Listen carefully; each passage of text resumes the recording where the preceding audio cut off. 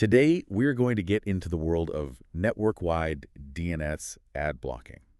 We're looking at two big options: Technitium, which is free and open source, and then AdGuard, which has a bunch of paid solutions. Right. And our mission today is really to look at what's not on the box.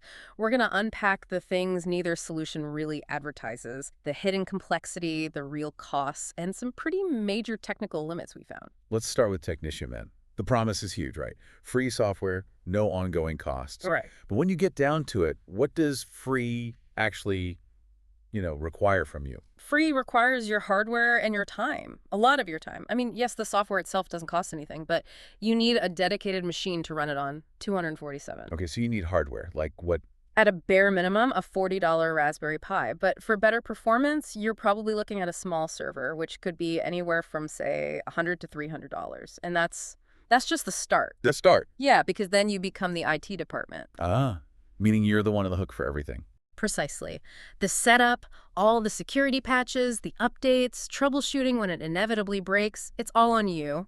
And the feedback we've seen from users is pretty clear. If you're not already a DNS expert, it's a tough setup. And if you hit a wall, what's the support like? It's community forums. Yeah. That's it. And on top of all that, the software can be pretty resource intensive, so it might slow down whatever else you wanted to use that hardware for. So the cost isn't money, it's expertise and hours. Okay, let's switch gears. If Technitium's hidden cost is technical skill, what's the story with AdGuard? People think it's just one, simple solution. And that's exactly where the confusion begins. It's really not one thing. AdGuard is, believe it or not, a suite of 5 separate products. 5? Wait, really? That seems incredibly complicated. It is, and to get what they call complete protection, you're often juggling multiple payments, multiple pieces of software. So what are these 5 parts? Well, first you have AdGuard Home. It's their self-hosted version, and it's free, but... It has all the same problems as Technitium. You need the hardware, the expertise. Exactly. Then you have the AdGuard ad blocker, which is the paid software you install on your devices. That's maybe $80 for a lifetime license for 3 devices, or even up to $170 for 9. Okay, that's getting pricey. What else? Then there's AdGuard DNS. That's a totally separate cloud service, and it's a monthly subscription. Could be a couple bucks, could be $10 a month. Then there's AdGuard VPN, another subscription. And finally, their free browser extension, which only works in your browser. Wow. So to cover your whole network, you might be paying for a lifetime license and a monthly fee, and you still might need to host something yourself. Which brings us to the most critical point of all, and this really applies to both of them.